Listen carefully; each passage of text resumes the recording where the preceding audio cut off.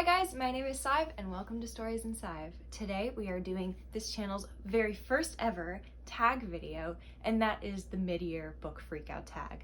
That's right, today we're going to be talking about reviewing, recapping, if you will, all of the books that I have read over the past year. We are wrapping up the end of June, and this tag is quite popular between the months of June and July, and it essentially is a chance to look back at the good, the bad, and for me, the depressing books that you have read over the past 6 months and just give a little bit of a revisit to your goals. How are you doing? I'm very excited to be participating, and it's my first tag ever, like I said, so I think we're gonna need a little bit of extra power here. And that looks like a big old cup of tea.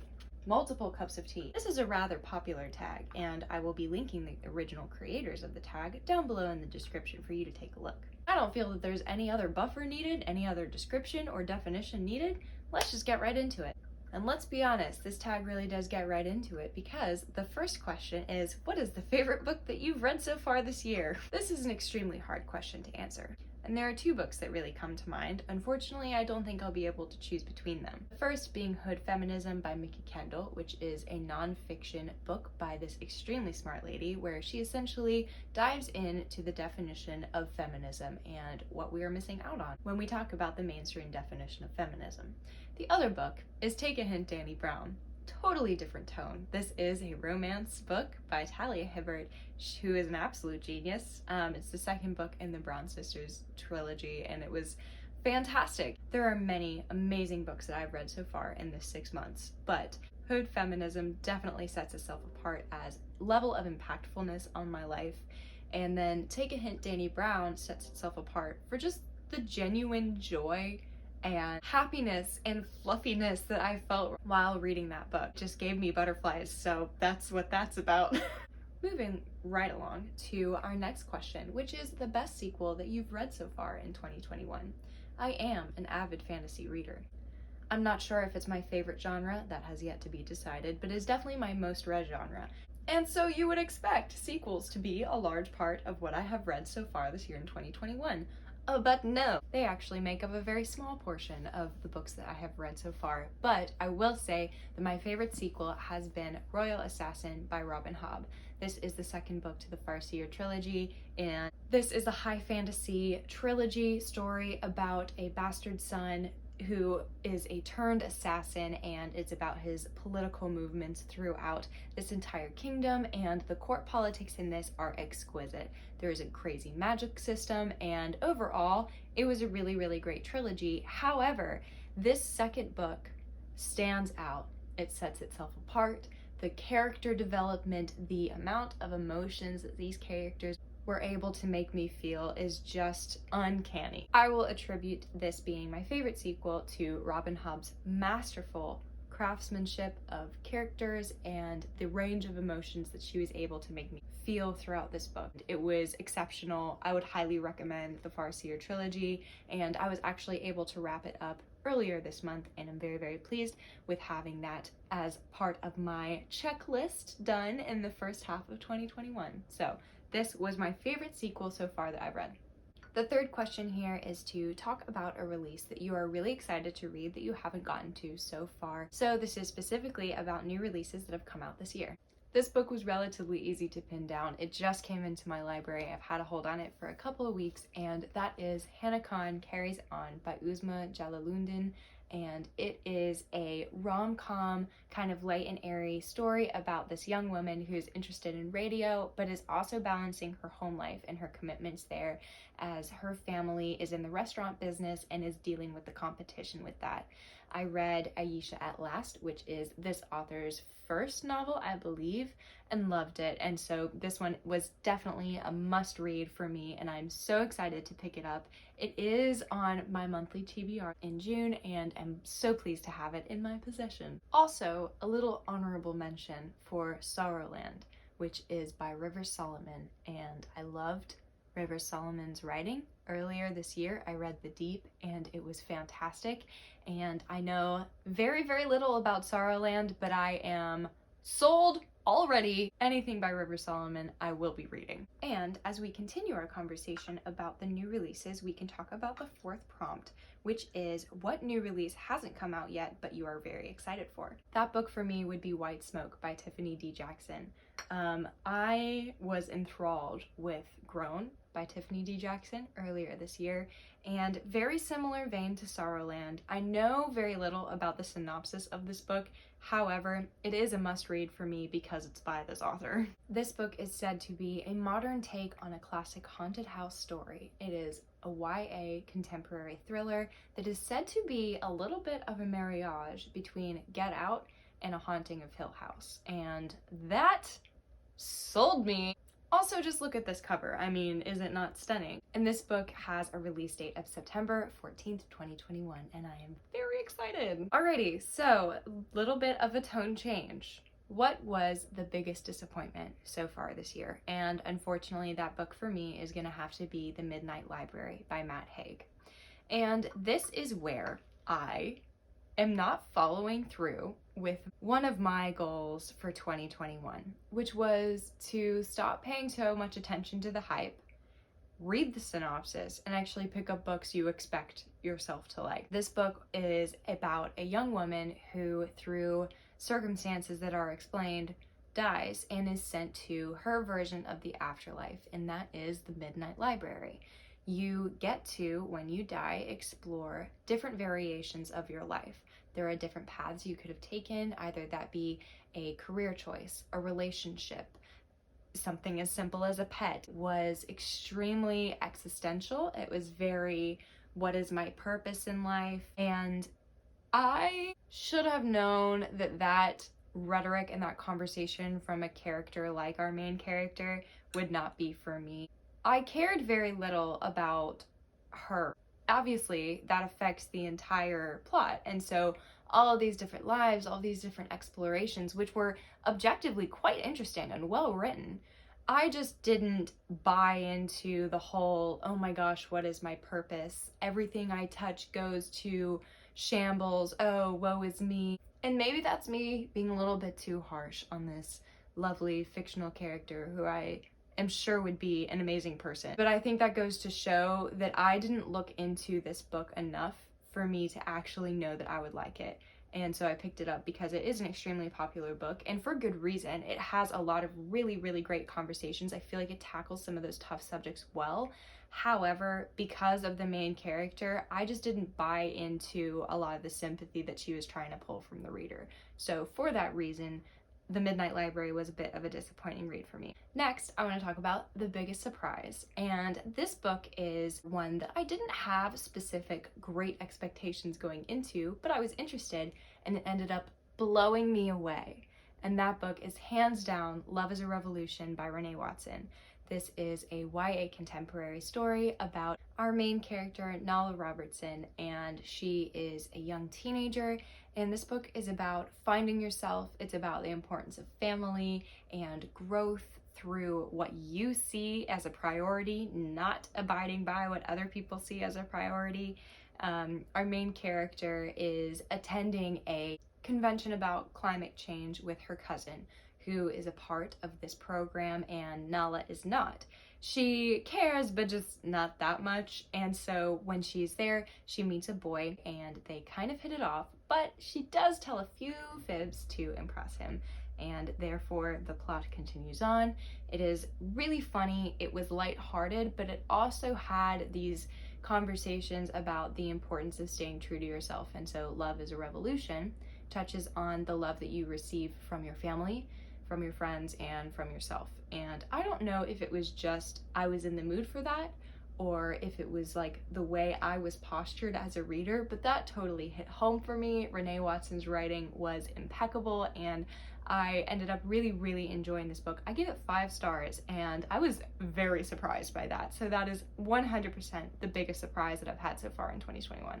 And this leads me into my new favorite author. How do I explain this? So I want to say, and I feel like my answer is Renee Watson, the author of Love is a Revolution.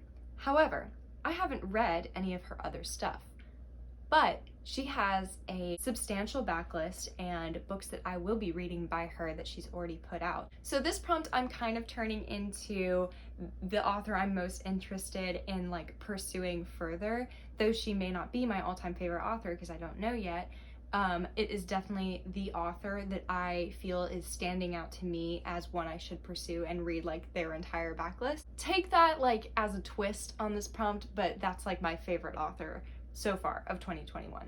Next, we're going to talk about my newest fictional crush, which is jumping back to one of the first prompts, well, the first prompt, where we're talking about Talia Hibbert's Take a Hint, Dani Brown, and I'm going to talk about Zaf for a little bit. For those of you who don't know, Take a Hint, Dani Brown is a friends to lovers romance about Dani, who is a professor who's also working on her degree at this college, and Zaf, who is her really good friend, but he's the security guard in her building. During a fire drill gone wrong, a photo is taken of Zaf carrying Dani out of the building, and it's posted online, it's posted on all the college forums and social medias, and they blow up, and everybody is shipping them together, everybody thinks they're a couple, and so this works all too well to their advantage because Zaf's program that he created and runs, he is a rugby instructor and uses rugby to outreach to young men in his community.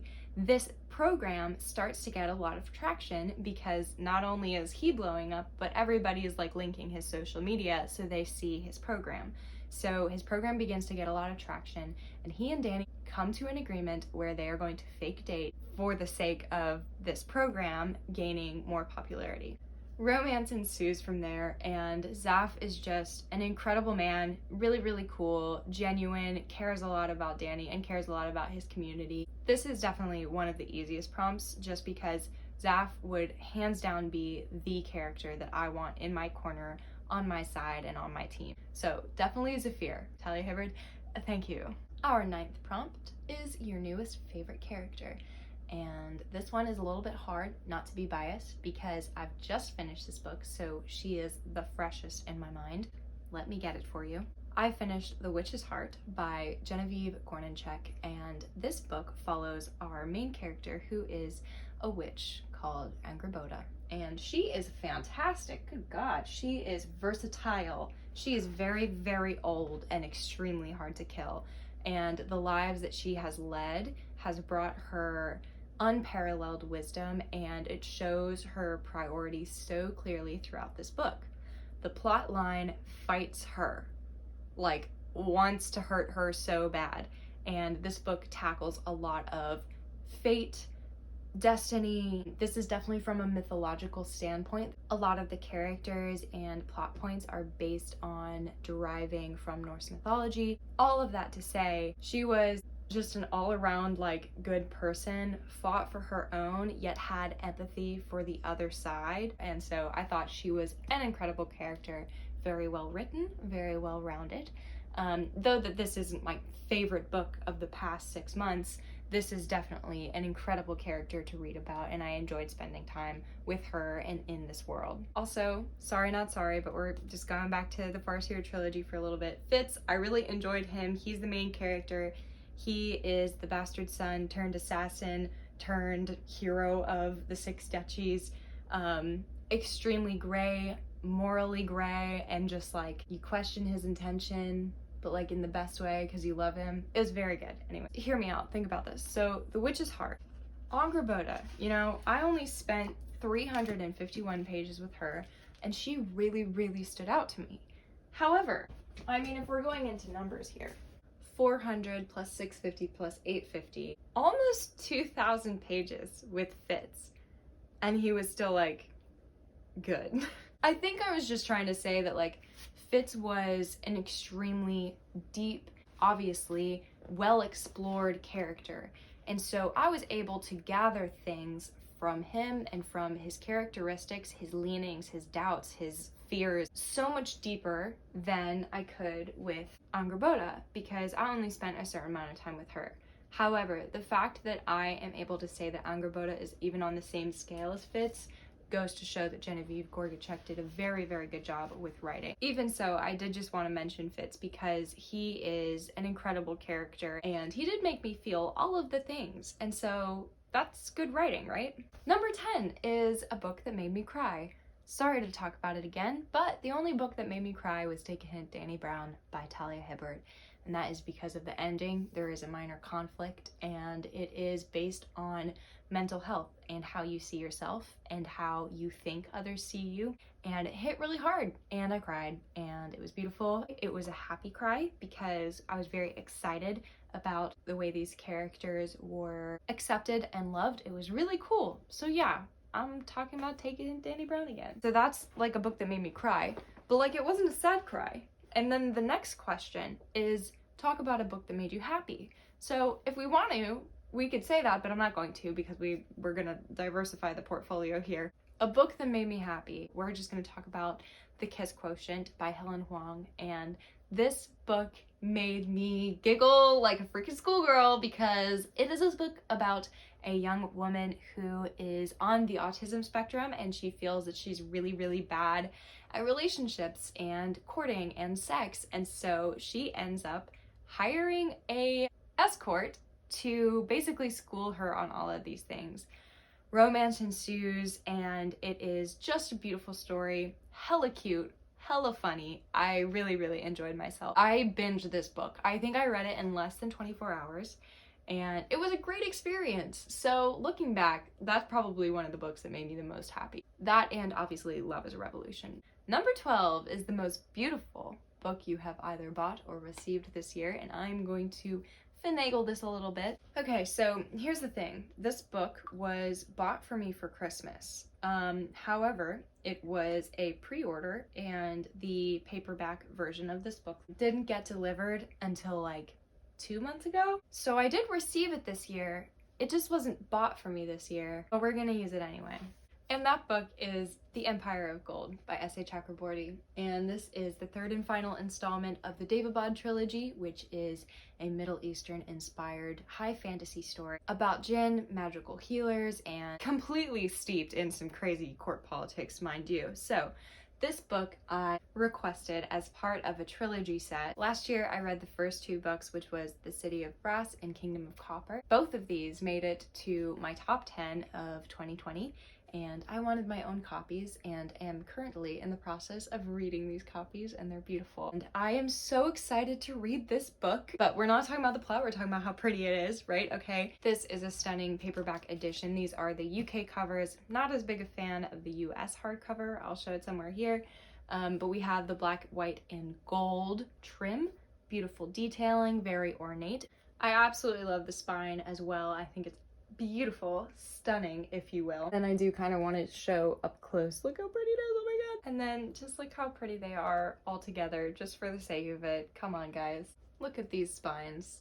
So this is definitely the most beautiful book that I've received so far this year. And then the most loaded question of this entire prompt, which deserves a sip of tea. What books do you need to read by the end of this year? For the sake of the length of this video, we're going to limit it to 7 books, and we're going to limit it to physical TBR books, i.e. books that I have on my shelf with me right now that I want to read. Alright folks, here we go.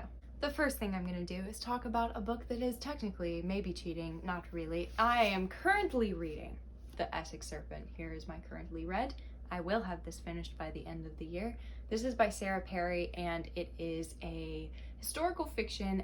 I feel like there might be some fantasy in here because it is about basically the Essex equivalent of the Loch Ness Monster, and is it back? What are the implications of that?